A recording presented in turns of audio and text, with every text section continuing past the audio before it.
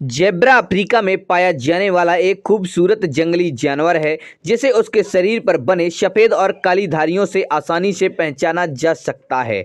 आनुवंशिक रूप से जेब्रा घोड़े और गधे का करीबी रिश्तेदार है, लेकिन इसे घोड़े और गधे की तरह पालतू नहीं बनाया जा सकता क्योंकि यह स्वभाव से आक्रामक होता है।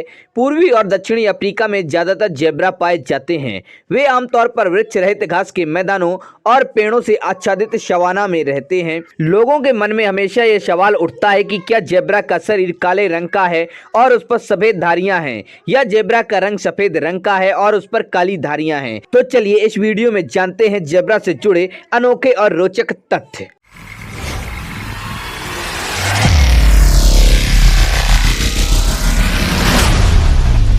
पृथ्वी पर जेब्रा का विकास लगभग 40 लाख वर्ष पूर्व हुआ था।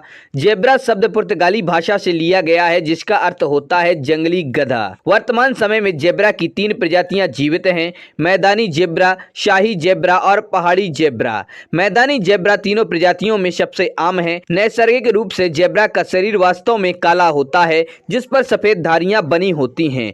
जेब्रा सामाजिक प्राणी है और वह समूहों में रहते हैं। जेब्रा के समूह को डेजल कहा जाता है जिसमें 5 से लेकर 20 जेब्रा होते हैं। जेब्रा के झुंड में आमतौर पर एक प्रमुख नर, कई मादा जेब्रा और उनके बच्चे होते हैं। झुंड के प्रमुख नर को स्टैलियन कहा जाता है। मादा जेब्रा को मेयर और उनके बछड़ों को फोल या कब कहते हैं। जेब्रा एकमात्र खुर वाला जानवर है जो अफ्रीका का मूल निवासी है। पूरी दुनिया में लगभग 7,50,000 जेब्रा मौजूद हैं। जंगल में जेब्रा का जीवन काल 20 से 30 वर्ष का होता है और वे चिड़ियाघरों या वन्य जीव संरक्षण में 40 वर्ष तक जीवित रहते हैं। जेब्रा केवल 3.5 से 5 फीट लंबे होते हैं। एक वयस्क जेब्रा का वजन 400 किलोग्राम तक हो सकता है, लेकिन पहाड़ी जेब्रा का वजन केवल 280 किलोग्राम तक हो सकता है। जेब्रा ज्यादातर घास खाते हैं और कभी-कभी वे पेड़ों की पत्तियों, झाड़ियों और छाल को भी खा जाते हैं। किसी भी 2 जेब्राओं को उनके शरीर पर बनी सफेद धारियों द्वारा पहचाना जा सकता है क्योंकि उनके शरीर पर बनी सफेद धारियां भी मानव उंगलियों के निशान की तरह भिन्न होती हैं। जेब्रा अपने बच्चों को 2 से 3 दिनों के लिए अन्य सभी जेब्रा से दूर रखता है ताकि उसका बच्चा उसे बेहतर ढंग से पहचान सके। जेब्रा के शरीर पर बनी धारियां इसे शिकारियों से सुरक्षा देती हैं क्योंकि जेब्रा बड़े झुंडों में रहते हैं और एक ही स्थान पर बहुत सारी धारियां आमतौर पर शिकारी को भ्रमित करती हैं। शुतुरमुर्ग जेब्रा के साथ बहुत अच्छी तरह से घुल मिल जाता है। शिकारियों से एक दूसरे की रक्षा करने के लिए दोनों अक्सर एक साथ रहते हैं। शुतुरमुर्ग के पास बेहतर दृष्टि होती है जबकि जेब्रा बेहतर सुन सकता है और उसकी नाक खतरे को बेहतर ढंग से सूंघ सकती है।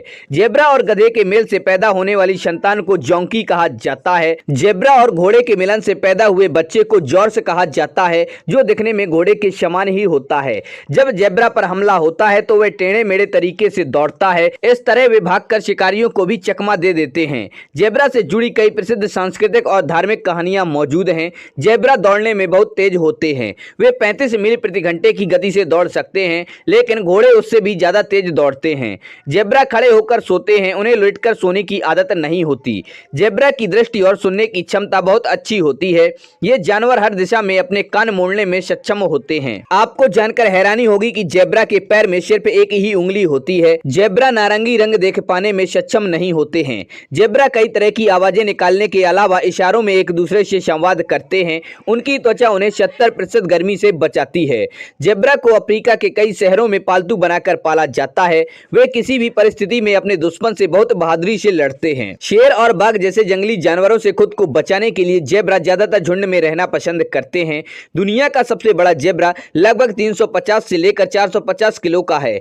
यदि आप किसी जेब्रा पर हमला करते हैं तो उसका झुंड तुरंत उसकी सहायता के लिए आएगा और घायल जेब्रा को घेर लेगा और आपको दूर भगाने की कोशिश करेगा। अमेरिका के चिड़ियाघरों में जेब्रा सुरक्षा कर्मियों को सबसे ज्यादा चोट पहुंचाने वाला जानवर है। मूल अमेरिकी संस्कृति जेब्रा को संतुलन और पथ की निश्चितता के प्रतीक के रूप में संदर्भित करती है। अमेरिका राज्य टेक्सास में बड़े किसान जेब्रा और अन्य अफ्रीकी जानवरों से इतने तंग आ चुके हैं कि इनका शिकार करने के लिए वे हर साल हजारों डॉलर खर्च करते हैं। आप जानते ही होंगे कि शहरी क्षेत्रों में सड़क पार करने के लिए सिग्नलों से सटी सड़कों पर काली और सफेद धारियां बनी होती हैं जिन्हें जेब्रा क्रॉसिंग कहा जाता है। उन्हें जेब्रा क्रॉसिंग नाम इसी कारण दिया गया है क्योंकि वे जेब्रा के शरीर पर बनी बड़ी काली और सफेद धारियों की तरह दिखते हैं। नेचर कम्युनिकेशंस पत्रिका में प्रकाशित एक अध्ययन में कहा गया है कि इस बात की बहुत अधिक संभावना है कि परजीवी मक्खियों को खुद से दूर रखने के लिए ही धारियां बनी होती हैं। शरीर पर इस तरह की धारियों का उभरना मक्खियों और उसके जैसे अन्य खून चूसने वाली मक्खियों से बचने की कोशिश में एक महत्वपूर्ण कारण हो सकता है। 2012 में कुछ वैज्ञानिक परीक्षणों में पाया गया कि कई रक्त चूसने वाली मक्खियां धारियों के बजाय एक समान दिखने वाली सतह पर बैठना अधिक पसंद करती हैं। कैलिफोर्निया विश्वविद्यालय में शोधकर्ताओं की टीम के प्रमुख टिम कारो मानते हैं कि धारियों की इस पहेली का कोई सीधा जवाब नहीं है, लेकिन फिर भी परजीवी मक्खियों के सिद्धांत को हम लोग मानते हैं। तो दोस्तों, आप लोगों को वीडियो कैसा लगा? पसंद आए तो लाइक करें और अपने दोस्तों के साथ शेयर करें। हमारे चैनल पर पहली बार आए हैं तो हमारे चैनल फैक्ट्स क्रिएटर जी को सब्सक्राइब करें और बेल आइकन भी दबा दें।